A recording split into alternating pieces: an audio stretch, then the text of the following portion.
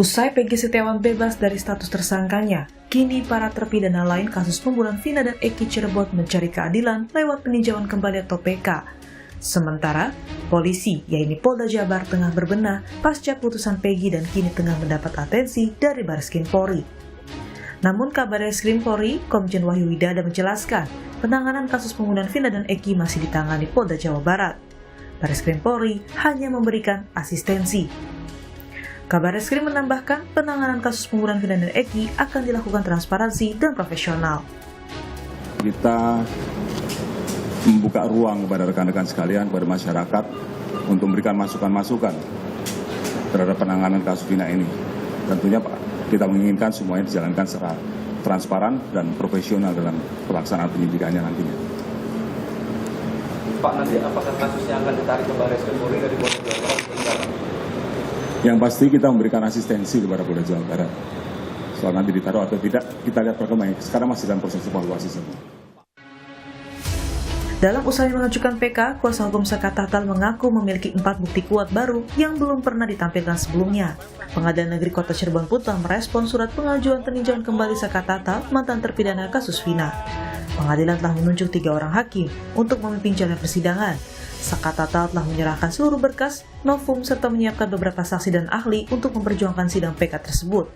Pengadilan akan memulai sidang PK pada 24 Juli 2024 mendatang. Kita menggodok untuk persiapan bagaimana saksi, bagaimana novum supaya bisa tidak terbantahkan.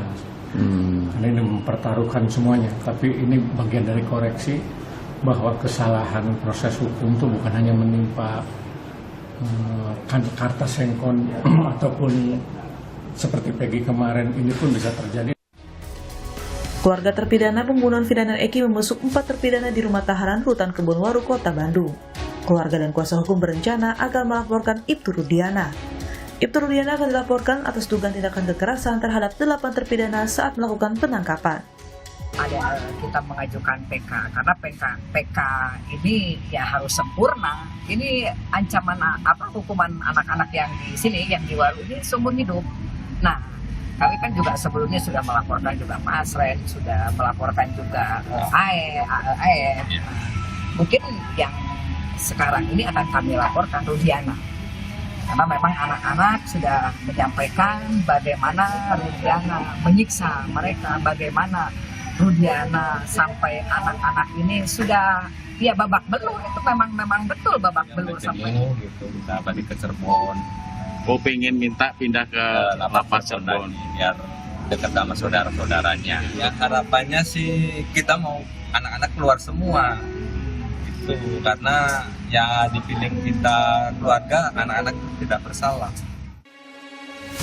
Publik pun menanti kinerja polisi untuk menuntaskan kasus pembunuhan Vina dan Eki Cirebon agar transparan juga menemukan titik terang siapa pelaku sebenarnya.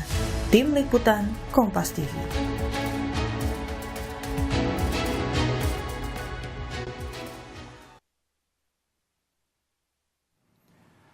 Saudara, Bareskrim Polri memberi atensi khusus pada Polda Jawa Barat agar kasus pembunuhan Vina dan Eki dapat tuntas sesuai profesional dan juga transparan. Lalu asistensi seperti apa yang dimaksud? Apakah kasus Vina sebaiknya diambil alih Bareskrim? Lalu di mana sebenarnya keberadaan Ibtu Rudiana yang juga saksi kunci aib dan juga saksi kunci aib? Dan bagaimana juga wakil rakyat menyoroti kinerja polisi dalam kasus ini? Kita ulas bersama sejumlah narasumber melalui sambungan virtual anggota Kompolnas Yusuf Warsim, lalu kuasa hukum keluarga Vina Reza Pramadia, kuasa hukum 4 terpidana kasus Vina Jutek Bongso, dan nanti juga akan bergabung ada anggota Komisi 3 DPR RI Taufik Basari yang juga mitra kerja Polri. Saya akan ke Pak Yusuf dulu. Selamat pagi Pak Yusuf dan semua, saya sapa dulu nih. Selamat pagi. Selamat pagi. Baik, saya ke Pak Yusuf langsung. Pak Yusuf, kemarin kan Pak Kabar Eskrim ya, Pak Komjen Wahyu Widada sudah memberikan pernyataan atau sedikitnya sudah bereaksi dengan adanya putusan dari Pengadilan Negeri Bandung pra-peradilan ya terhadap Peggy Setiawan yang dikabulkan, lalu juga ada pengajuan PK dari para terpidana kasus Vina. Ini reaksi yang dimunculkan oleh Kabar Eskrim menyikapi fenomena-fenomena itu tadi. Nah, beliau mengatakan akan memberikan asistensi terhadap Polda Jabar yang menangani kasus Vina ini sekarang. Apa makna asistensi ini sebenarnya, Pak Yusuf? Baik, terima kasih. Tentu kita menyambut baik apa yang disampaikan ke publik oleh Pak Kabarisskrim, yang intinya sih pertama apa yang kami sarankan pasca putusan pra peradilan permohonan Peggy Setiawan itu dengan membatalkan tersangka dan menghentikan penyidikan, kami bersaran awal untuk dilakukan analisa dan evaluasi, dan itu sangat jelas disampaikan oleh Pak Kabarisskrim. Pada saat ini dilakukan evaluasi. Yang kedua, terkait dengan asistensi itu sendiri adalah bagian dari bagaimana memberikan asistensi di dalam melakukan awal evaluasi, yang kemudian nanti bagaimana kesimpulannya tentu Barisskrim akan memberikan satu hal yang yang bisa menjelaskan rencana-rencana tindak lanjut selanjutnya terkait dengan penyidikan yang oleh putusan pra peradilan itu dihentikan dan SP3-nya sendiri sudah ada. Itu dua hal itu tentu ini kita sambut baik. Yang kedua, terkait dengan kami sebagai pengawas, ini kan pasca putusan pra peradilan sudah terpantau ada beberapa upaya-upaya hukum yang dilakukan oleh para pihak. Yang pertama, ada laporan dari pihak terpidana melaporkan Dedek dan EF dugaan keterangan palsu. Nah, yang kedua, ada upaya hukum PK yang dilakukan pihak Saka Tatal. Ini hal-hal yang perlu terus kita cermati dan kita pantau, karena dua hal ini, dua upaya hukum ini dalam pemantauan kita tentu ini kita analisis dan kita evaluasi punya implikasi hukum nantinya. Kalau itu PK-nya dikabulkan, kalau itu nanti laporan Pak Jutek terpidana melaporkan Dedek dan AF ini ada unsur pidananya terus ditingkatkan ke penyidikan, yang kemudian dalam penyidikan ada minimal 2 alat bukti kemudian ditetapkan tersangkanya, ini adalah satu situasi dan kondisi proses hukum yang baru ini memiliki implikasi. Ini tentu kita cermati bagian dari analisa dan evaluasi untuk menentukan rencana-rencana tindak lanjut. Posisi Barisskrim sendiri memberikan asistensi, kami kira itu bagus-bagus saja. Nah, tapi begini Pak Yusuf, asistensi yang dikatakan oleh Kabarisskrim, bukankah Kabarisskrim sebagai pucuk pimpinan tertinggi reskrim di seluruh Indonesia, di institusi Polri manapun, baik itu Polda, tingkat Polres, maupun juga Polsek begitu, ini apakah memang sudah menjadi tugas sehari-hari asistensi ini? Jadi tidak ada yang spesial, maksudnya jika memang Kabarisskrim menyatakan bahwa selain evaluasi akan mengambil alih misalnya kasus ini, itu alangkah akan lebih konkretnya langkah dari Polri sejauh ini. Nah, apakah asistensi ini dimaknai hanya sebagai tugas-tugas biasa sehari-hari, Pak Yusuf? Barisskrim sendiri sesuai dengan susunan organisasi dan tata laksana kerja Polri, Barisskrim merupakan pembina fungsi reserse. Dari Barisskrim sendiri turun ke Polda, turun ke Polres, dan ke Polsek. Pembina fungsi. Jadi dia yang membina fungsi itu ya. Sebagai pembina fungsi memiliki tanggung jawab ketika ada hal-hal yang perlu diberikan supervisi oleh pembina fungsi. Nah, tidak hanya supervisi tapi juga asistensi itu menjadi tanggung jawab Barisskrim sebagai pembina fungsi. Dalam hal ini yang kebetulan kasus Vina ini disorot dan kemarin sudah ada putusan pra peradilan. Sebelum pun ada putusan pra peradilan, memang Barisskrim sendiri sudah memberikan asistensi bersama Inspektorat Pengawasan Umum dan Dipropam. Itu sudah kita lihat asistensinya. Artinya ya memang betul itu adalah kegiatan sehari-hari Barisskrim begitu ya, dalam melakukan tugasnya memberikan asistensi terhadap reskrim di seluruh Indonesia. Tapi langkah konkret lain diharapkan publik saat ini untuk Barisskrim terutama Polri bisa lebih concern, lebih take off, lebih hands on begitu dalam kasus ini. Saya tambahkan lagi, Mas Radit, Ya. asistensi ini bisa insidentil pada saat ini. Nah, kalau hari-harinya membina fungsi, asistensi ini dia mendampingi tim penyidik Polda Jabar. Oke. Nanti dari situ dia akan mendampingi, memberikan arahan-arahan, sementara tidak mengambil alih, tapi mendampingi, itu kira-kira. Oke. Saya mau minta respons juga dari Mas Reza sebagai kuasa hukum keluarga Vina. Bagaimana Anda merespons pernyataan Kabareskrim kemarin, Mas Reza? Iya, saya sangat, kita sebagai tim kuasa hukum keluarga almarhum memang tidak bisa melakukan upaya hukum apapun, dan kita sangat mengapresiasi sekali pihak Bareskrim Polri yang ikut mengasistensi, mendampingi pihak Polda Jabar untuk mengungkap siapa pelaku sebenarnya. Ya. Dan kita juga berharap selain asistensi ini juga di awal-awal kita berharap dibentuknya tim pencari fakta yang benar-benar independen. Berarti tidak memihak kemanapun, biar kasus ini bisa transparan dan terungkap ada apa sebenarnya selama 8 tahun ini. Oke. Tapi saya juga ingin tahu informasi paling akhir perkembangan kasus ini dari sisi keluarga begitu, Mas Reza. Apakah keluarga Vina juga siap beri informasi tambahan jika nanti proses PK berlangsung begitu dari para terpidana? Ya, dari awal juga memang pihak keluarga sangat siap sekali membuka komunikasi seluas-luasnya kepada pihak manapun yang terkait, dan itu juga kita juga di awal juga berharap Pak Iturdiana muncul untuk memberikan keterangan tambahan barangkali ada yang terlewat atau ada yang terlupa. Itu kita biar bisa sama-sama membuat kasus semakin jelas. Dari awal juga kita sudah sangat membuka informasi apapun yang dibutuhkan. Baik. Pak Jutek, respons Anda soal pernyataan Kabareskrim kemarin yang akan mengasistensi Polda Jawa Barat dalam menangani kasus ini, bagaimana? Jadi gini Mas, kami selaku kuasa hukum tentu sangat mengapresiasi ya kalau memang Mabes Polri memang betul mau memberikan perhatian lah ya, atensi kepada penyidikan atau kasus ini ya. Perlu diketahui, memang kami melakukan berbagai langkah hukum dalam rangka untuk mengajukan PK seperti yang Pak Yusuf tadi sampaikan. Persis seperti yang Pak Yusuf sampaikan, kami mohon Kompolnas Pak Yusuf mengawasi LP yang sudah kami lakukan, bukan Aib dan Dede, ada Pasren dan juga Kavi. Hari ini kami lagi di jalan menuju ke Bareskrim, Mabes Polri, untuk kembali melaporkan ya. Seseorang yang diduga memberikan keterangan palsu, tidak benar atau lewat kekerasan pada saat tahun 2016 lalu, ya kan? Supaya kasus ini terang benderang, gitu kan? Kami perlu sampaikan, kami belum mengajukan PK saat ini, ya, oleh karena kami sedang mengumpulkan bukti baru.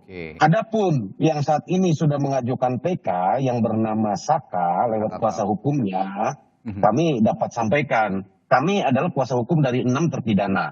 Kami itu Saka itu kami bukan kuasa hukum dari Saka. Jadi kami belum mengajukan PK. Betul. Ya, supaya publik tahu bahwa kami tidak terburu-buru ingin mengajukan PK oleh karena kami sedang mengumpulkan bukti yang benar-benar valid. Kami ingin betul-betul ketika kami mengajukan PK semua data kronologis dan peristiwa yang sesungguhnya kami akan hadirkan, kami akan sajikan lewat PK, gitu, memori PK, gitu, Mas. Oke, tadi Anda mengatakan akan ada laporan juga ke Bareskrim, laporan baru begitu tentang seseorang yang... Ya, hari ini, rencana hari ini. Siapa yang dilaporkan, Pak Jutek? Ya, nantilah ya, di Mabes Polri sesudah pelaporan kami diterima, baru kami akan sampaikan siapa. Karena ini kan laporan kami belum baru kami akan menuju ke Mabes Polri sekarang. Ini kan dalam perjalanan nih kami menuju tim kuasa hukum dengan keluarga dan juga yang lainnya lagi menuju ke Mabes Polri. Oke, baik. Pagi hari ini juga saya sudah kehadiran mitra kerja dari Polri, dari Komisi 3 DPR RI, Bung Taufik Basari. Selamat pagi. Selamat pagi. Sehat ya? Alhamdulillah. Ya, ini pagi. Bung Tobas, kemarin Komjen Wahyu Widada, Kabareskrim, mengatakan akan memberikan asistensi begitu kepada kasus ini, terutama untuk Polda Jabar yang saat ini menangani kasus Vina. Apa yang Anda maknai dari langkah Bareskrim yang menyatakan akan memberikan asistensi ini? Jadi kasus ini memang sejak awal bermasalah. Karena itu ketika kita ingin melakukan penelusuran lebih lanjut terhadap kasus ini tidak boleh berangkat dari yang sudah bermasalah. Kan gitu. Kalau awalnya sudah bermasalah kemudian dilanjutkan, maka ujungnya pasti tetap bermasalah, tidak akan selesai. Oleh karena itulah maka yang harus kita lakukan adalah kita telusuri dulu akar permasalahannya apa. Ya, sejak awal ya. Di situ. Nah, karena itulah maka ketika pihak Bareskrim ingin melakukan asistensi, menurut saya pintu masuknya dari awal. Ya, jadi bukan melanjutkan apa yang saat ini berlangsung, gitu kan. Nah, kemudian kalau tadi dikatakan bahwa hari ini katanya akan ada laporan kepada Bareskrim, menurut saya itu adalah angka yang baik, karena itu bisa menjadi pintu masuk bagi Bareskrim ya untuk melakukan langkah-langkah penyelidikan atau apapun ya yang bisa dilanjutkan dari proses laporan yang baru ini. Nah, yang paling penting adalah ketika memang kasus ini misalnya ada pengakuan atau ada keterangan dari terpidana, ada proses penyiksaan, maka sudah pasti itu ada masalah. Nah, berangkat dari situ sebenarnya pihak Bareskrim bisa melihat ya kenapa kemudian terjadi penyiksaan, kemudian keterangan apa yang diberikan di bawah penyiksaan, ya dan apa yang sebenarnya terjadi. Nah, itu yang paling penting yang menurut saya bisa dilakukan oleh Bareskrim dan saya akan mendukung terus ya pihak Bareskrim untuk mengungkapkan kasus ini. Ya, tapi itu tadi harus dari awalnya. Ini sinyal positif sebenarnya. Sinyal positif dan itu tadi ada pintu masuknya. Kalau misalnya memang hari ini ada laporan ke Bareskrim dan itu secara prosedural bisa dilakukan oleh Bareskrim ya untuk mulai masuk dari laporan yang diberikan ke Bareskrim tersebut. Karena publik juga berharap Mabes Polri bisa berlangsung hands on begitu dalam kasus ini karena mengingat itu tadi seperti Bung Tobas katakan ini sejak awal sudah bermasalah. Betul karena juga begini ya kita perspektifnya juga harus kita ubah ya suatu proses hukum bukan sekedar mencari siapa yang bertanggung jawab secara hukum kemudian menghukumnya bukan sekedar itu tapi juga mengungkapkan kebenaran. Nah kita ingin ya kasus Vina dan Eki ini terungkap kebenarannya bukan sekedar siapa yang harus bertanggung jawab tapi apa yang sebenarnya terjadi. Nah oleh karena itulah maka pihak Bareskrim bisa memulai ya memeriksa mulai dari penyidik-penyidik yang waktu itu ditugaskan untuk melakukan penyidikan terhadap kasus ini. Kemudian fakta-fakta apa yang waktu itu dikumpulkan dan apakah cocok satu sama lain dan sebagainya. Nah dari situlah kemudian disusun ulang tuh ibaratnya ya menyusun Lego gitu ya. Maka kita harus bubarkan dulu Legonya, kemudian kita harus susun ulang ya. Mana yang pas, mana yang tidak pas berarti kita keluarkan dulu, ya kita perbaiki dan nah itulah yang harus dilakukan oleh Bareskrim menurut saya dan sama-sama kita berharap ya pihak Bareskrim tentu juga bisa menunjukkan bahwa ini adalah salah satu hal yang harus ditunjukkan kepada publik soal citra kepolisian. Ya saat ini banyak pihak yang menyayangkan ya proses hukum yang telah terjadi ini. Nah karena itu saya memastikan bahwa tentu pihak kepolisian ingin menjaga citranya dan apa yang dilakukan oleh Bareskrim ini kita nanti sebenarnya. Nah salah satu langkah susun ulang yang dikatakan Bung Tobas tadi itu salah satunya yang dituntut publik adalah mencari keberadaan Ibtu Rudiana, Bung Tobas. Dan saat ini jurnalis Kompas TV yang ada di Cirebon berkali-kali mencari keberadaan Ibtu Rudiana tapi belum juga didapat begitu termasuk ke tempat kerjanya yang saat ini juga sudah dikunjungi jurnalis Kompas TV. Karena beberapa pihak termasuk juga para kuasa hukum terpidana ini menganggap Ibtu Rudiana ini adalah saksi kunci dan juga bisa memberikan keterangan sebenar-benarnya. Tapi saya akan ke Pak Yusuf lagi. Pak Yusuf, Anda sebagai pengawas kepolisian sebenarnya untuk dari perspektif Anda ya untuk mencari keberadaan Ibtu Rudiana untuk tadi seperti yang Bu Tobas bilang menyusun ulang rangkaian kasus ini jika memang ingin serius begitu ya mengungkap fakta yang sebenarnya. Apakah sesulit ini, Pak Yusuf? Ya itu tadi sebagaimana yang telah kami sampaikan saran awal kami kepada Polda Jabar itu dilakukan analisa dan evaluasi. Itu persis analisa dan evaluasi itu termasuk melihat 8 tahun yang lalu yang menjadi kelemahannya itu apa dan termasuk yang kemarin ini yang telah diputuskan oleh pra peradilan itu dianalisa dan evaluasi. Analisa dan evaluasi ini untuk menentukan rencana-rencana tindak lanjut apakah akan seprindik baru atau tidak, dimulai dari nol, itu semuanya berangkat dari situ, karena ada persoalan yuridis yang harus jelas gitu. Karena kan melakukan penyelidikan, apa dasar dilakukannya penyelidikan? Melakukan penyidikan, apa yang menjadi dasar dilakukan penyidikan? Itulah hal-hal yang menjadi hasil analisa dan evaluasi tadi untuk menentukan rencana tindak lanjut, termasuk 8 tahun yang lalu kami Kompolnas sedang mempersiapkan saran dan masukan juga untuk Polda Jabar. Hanya kami pada saat ini ada keperluan untuk bisa meminta konfirmasi ke Ibtu Rudiana langsung, yang dalam hal ini kami berencana untuk bisa bertemu melalui Polda Jabar. Apabila bisa bertemu, tentu kita bisa memastikan apakah Ibtu Rudiana, ayah korban almarhum Eki, di dalam keadaan sehat dan baik-baik saja, sehingga nanti apabila dalam keadaan sehat, kami ada hal-hal yang perlu sekali kami mintakan konfirmasi. Konfirmasi itu sangat penting dalam rangka kami memberikan masukan dan saran kepada Polda Jabar. Nah, respons dari Polda Jabar terkait permintaan Kompolnas untuk bisa berkomunikasi langsung dengan Ibtu Rudiana ini bagaimana sejauh ini? Sementara ini masih kami komunikasikan dan koordinasikan. Jadi rencana kami sendiri permintaan waktunya sekitar akhir Juli ini, karena pada saat ini sedang kegiatan pemantauan supervisi ke wilayah. Jadi waktunya sudah direncanakan dan kita rencanakan akhir Juli. Ya, kalau sejumlah pihak itu termasuk para kuasa hukum terpidana menganggap bahwa Ibtu Rudiana ini merupakan saksi kunci. Apakah perspektif yang sama juga dimiliki Kompolnas sejauh ini, Pak Yusuf?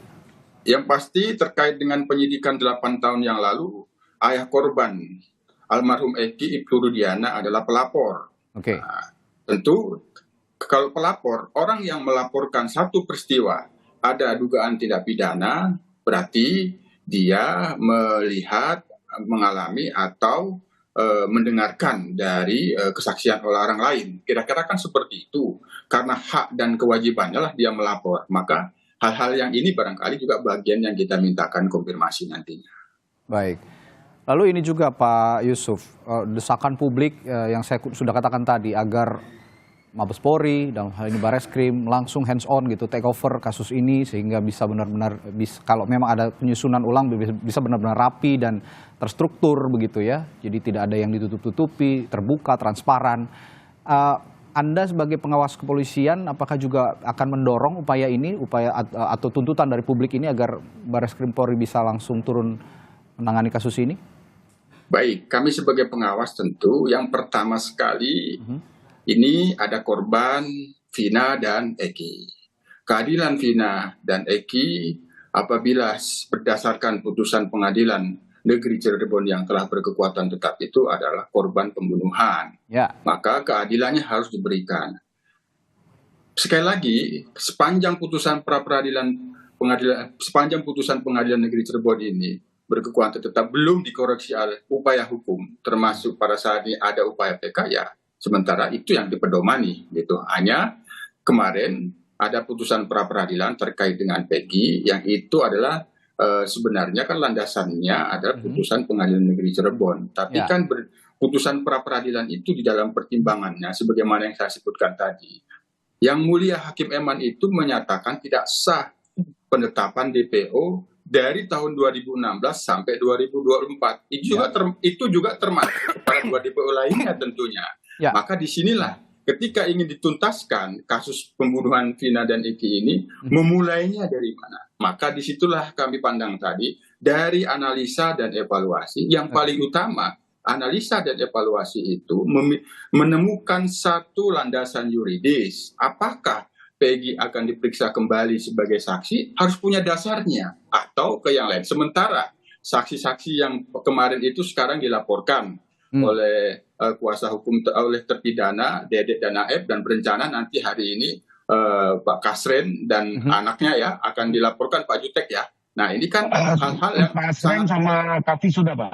Kavi sudah. Nah ini kan sebuah proses hukum yang ini punya implikasi terhadap rencana-rencana dan tindak lanjut yang akan dilakukan oleh penyidik. Nah ini yang penting agar apa yang dilakukan oleh penyidik nanti tidak menimbulkan persoalan yang itu bagian dari yang sedang laporkan dan nanti diproses penyelidikan. Apabila ada unsur pidananya ditingkatkan ke penyidikan untuk menentukan siapa pelakunya, itu jangan sampai mengalami benturan hukum pada prosesnya. Itu yang kita hindari. Oke, dan saya tahu hari ini Anda juga akan bertemu dengan sejumlah petinggi Polri, begitu ya Pak Yusuf, untuk ada agenda gitu ya. Sekalian juga ini kami juga menitipkan pesan dari publik agar kasus ini bisa juga ditangani dengan serius, dengan transparan begitu untuk mengungkap fakta yang sebenarnya dari kasus pembunuhan Vina. Ya. Jadi saya pamit dulu karena kita ada rapat dengan pimpinan Polri hari ini. Jadi saya undur diri dulu, Mas Radit, Pak Reza, Pak Tek, Pak Sotik. Terima kasih Pak Yusuf, sukses terus. Terima kasih Pak Yusuf sudah bergabung bersama kami pagi hari ini untuk memberikan perspektifnya. Dan nanti setelah jeda, Saudara, Sapa Indonesia Pagi akan kembali dengan sejumlah narasumber kami yang ada pagi hari ini, termasuk untuk meminta perspektif dari kuasa hukum korban kasus pembunuhan Vina. Bagaimana posisi Ibtu Rudiana yang juga sebenarnya ini dalam posisi perspektif korban juga karena melibatkan anaknya yang sudah meninggal bersama almarhumah Vina. Kami segera kembali sesaat lagi. Tetaplah bersama di Sapa Indonesia Pagi.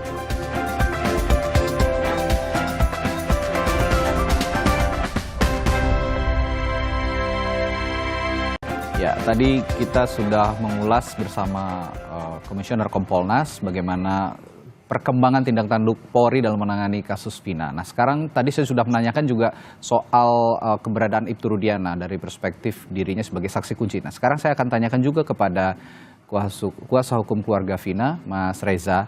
Mas Reza, dalam perspektif sama-sama korban begitu ya, Ibtu Rudiana sebagai ayah korban dan Anda juga sebagai kuasa hukum korban almarhumah Vina begitu. Bagaimana Anda melihat posisi Ibtu Rudiana saat ini? Kalau kemarin kuasa hukum terpidana kasus Vina ini kan mengatakan Ibtu Rudiana ini saksi kunci. Begitupun juga kuasa hukum Peggy Setiawan yang sempat menyinggung soal peran Ibtu Rudiana yang sebagai saksi kunci. Kalau dari kacamata Anda bagaimana, Mas Reza? Iya, memang dari awal terjadinya kasus ini memang semua permasalahan hukum kan dihandle oleh Pak Rudiana pada saat itu. Jadi memang dari pihak keluarga almarhum menyerahkan karena pada saat itu tidak menggunakan kuasa hukum dan memang kurang mengerti hukum, jadi menyerahkan semua permasalahan ini kepada Pak Rudiana karena sebagai sesama keluarga korban. Jadi memang kalau kita lihat beliau pasti banyak tahu apa yang sebenarnya terjadi di kasus ini. Jadi karena pada saat itu kita hanya menerima keluarga korban hanya menerima laporan apa yang akan dilakukan, jadi hanya seperti itu sih, Mas.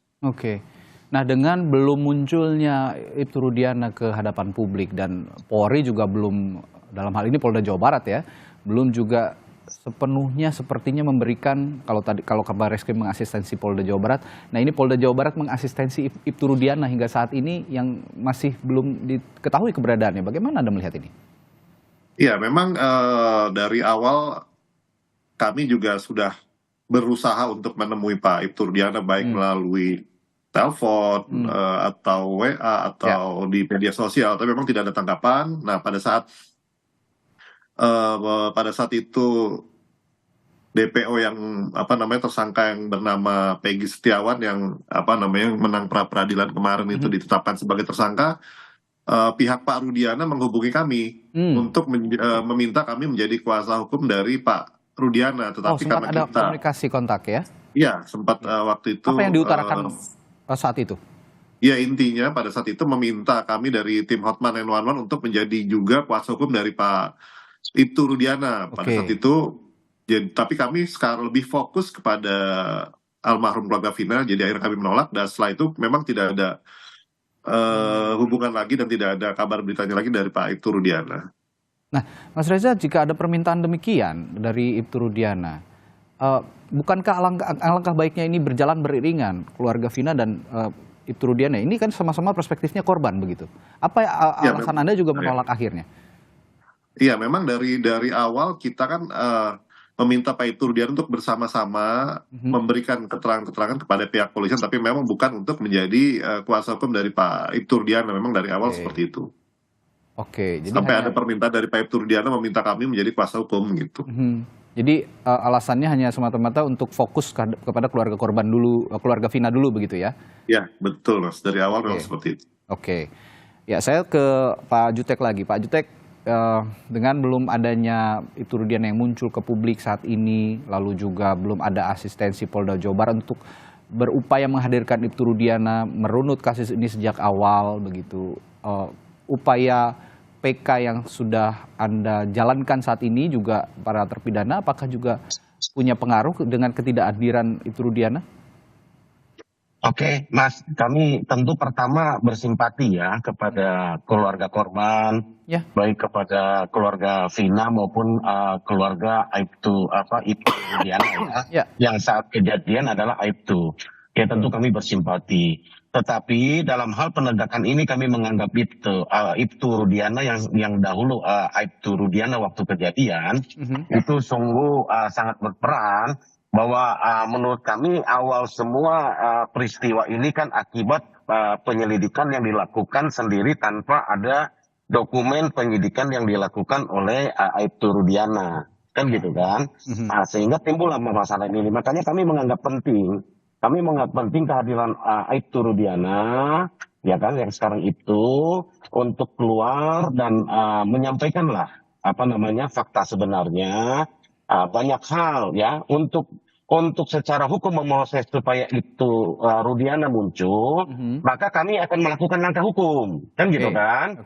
Langkah hukumnya bukan berarti kami tidak simpati kepada Ibtu Rudiana. Kan gitu kan. Kami justru ingin supaya beliau menyatakan, ya kan, menurut kami nih banyak yang janggal nih, mulai dari awal penyidikan, karena dia dari unit narkoba, bukan tugas utama dia mengungkap, harusnya dia polisi kan paham gitu kan. Apalagi lokus TKP-nya ini kan dari 2 Polres nih, Mas, supaya tahu, ya kan. Kejadiannya ini masuk Polres Cirebon, kan gitu. Ya, sementara Ibtu Rudiana dari Polresta Cirebon kota, kan gitu. Ya, makanya ini ada 2 TKP yang berbatasan tipis sekali. Kenapa? Ya kan tidak diserahkan.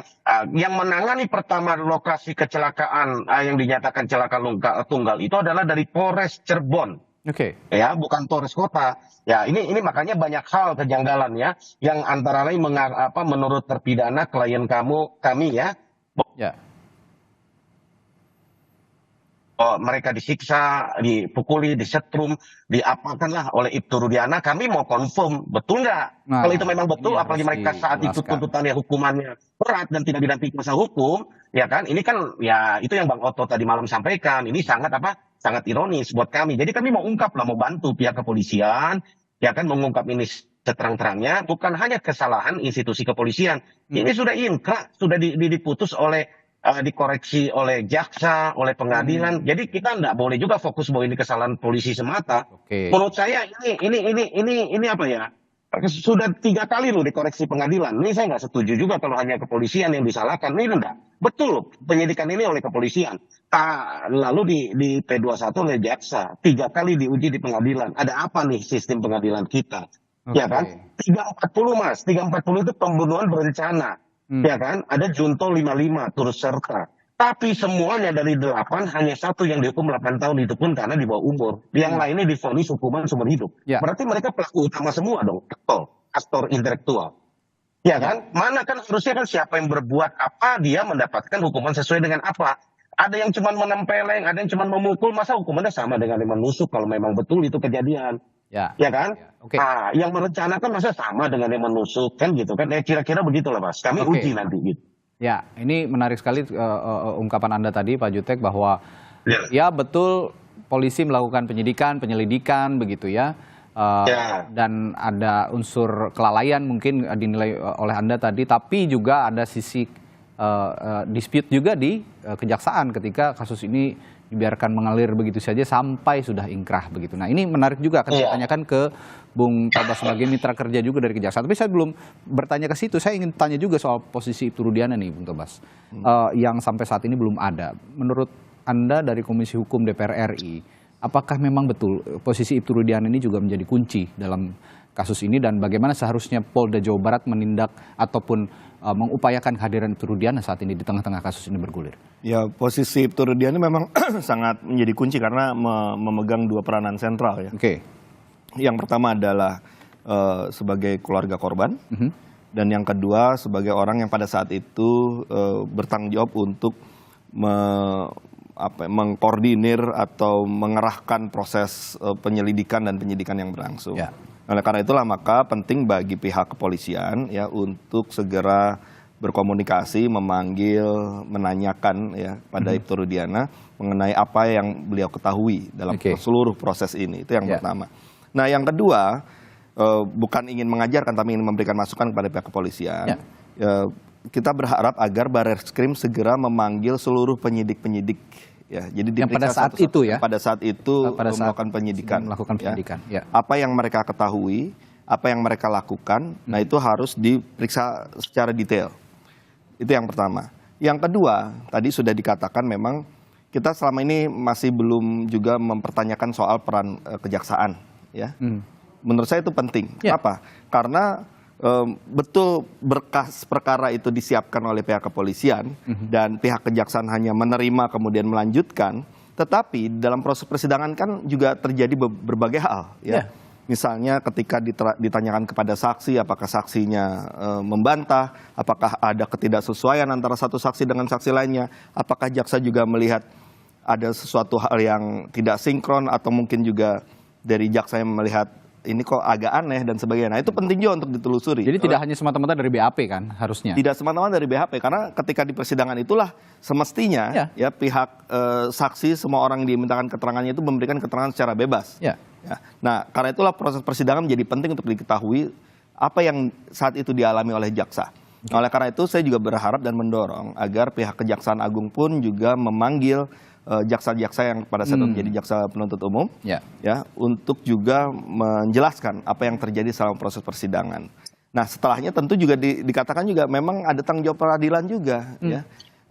Bagaimanapun misalnya memang dari temuan-temuan fakta yang ada ini mengarah pada peradilan sesat, ya tentu juga peradilan harus bertanggung jawab gitu ya. Tapi memang karena ini posisi adalah hakim, maka menunggu terlebih dahulu proses tadi penelusuran terhadap penyidik, terhadap pihak penuntut umum, barulah nanti terbuka kemungkinan untuk kemudian mempertanyakan kepada pihak hakim yang memeriksa pada saat itu.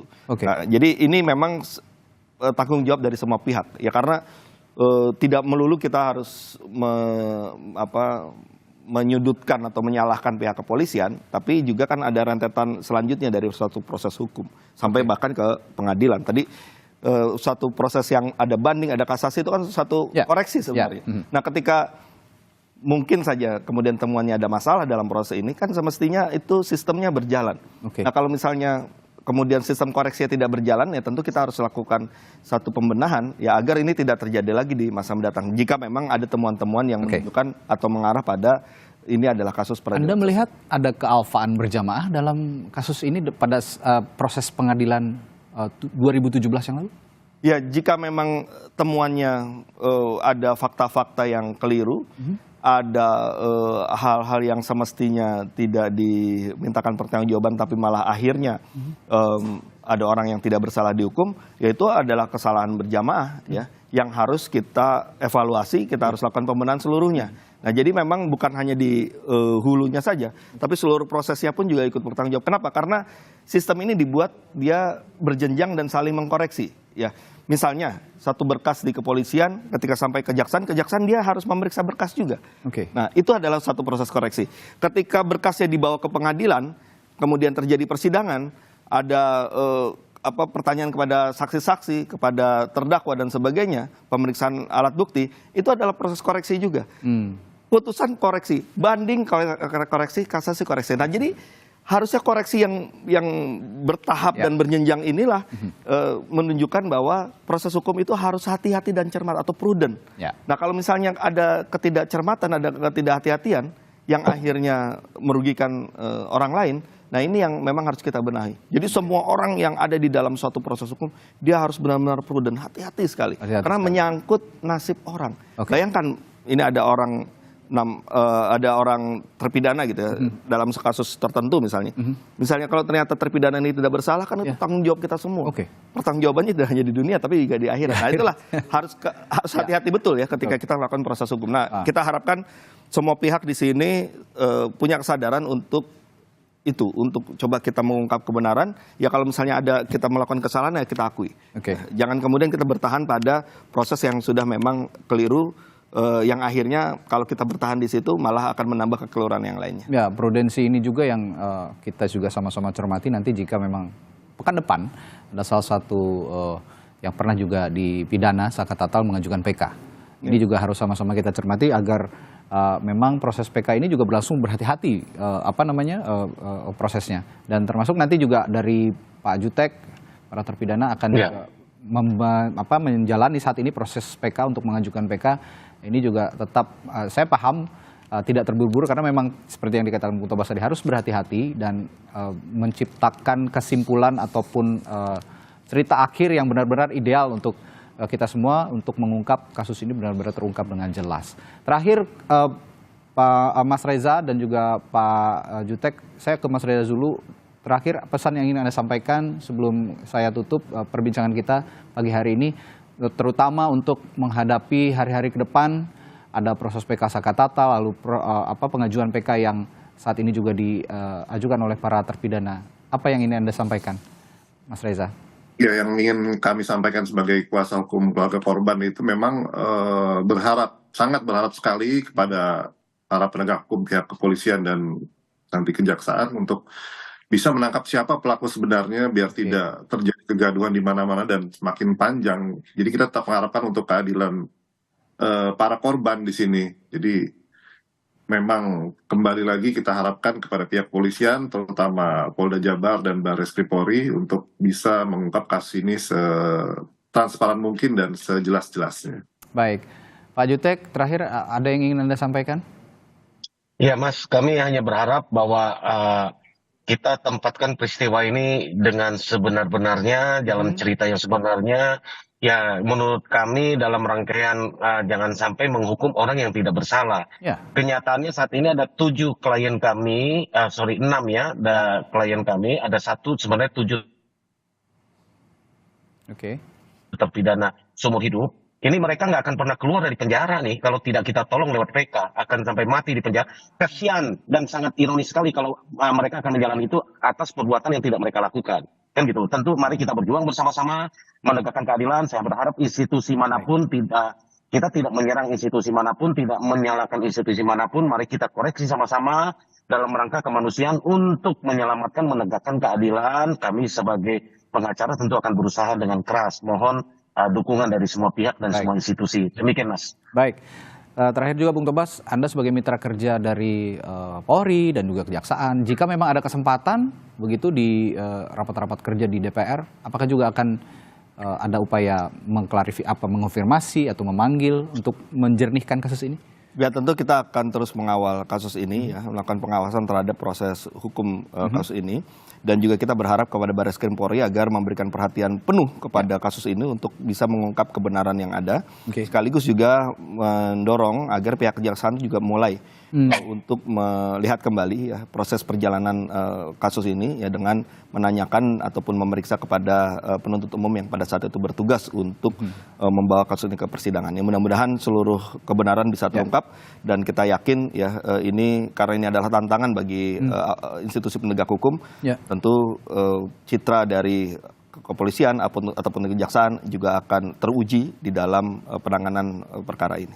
Kasus pembunuhan Vina dan Eki yang terjadi 8 tahun silam ini, saudara, menjadi wajah hukum Indonesia. Pertaruhan wajah hukum Indonesia, bagaimana sebuah kasus hukum bisa diselesaikan dengan transparan, dengan adil, begitu ya, menghukum yang memang seharusnya dihukum dan membebaskan orang yang seharusnya tidak melakukan perbuatan pidana. Nah ini juga sama-sama kita harus cermati bersama, dan pagi hari ini kita sudah perbincangkan hal ini. Semoga ada solusi yang terbaik dan penyelesaian kasus Vina ini yang terbaik untuk semuanya. Terima kasih keluarga kuasa hukum keluarga Vina, Reza Pramadia, lalu kuasa hukum 6 terpidana kasus Vina Jutek Bongso, dan anggota Komisi 3 DPR RI Bung Taufik Basari telah berbagi perspektifnya pagi hari ini di Sapa Indonesia Pagi. Terima kasih Bapak-bapak, sehat selalu. Sehat selalu, Mas. Terima kasih Bang Jutek, Mas Taufik, Selamat pagi, Mas Taufik.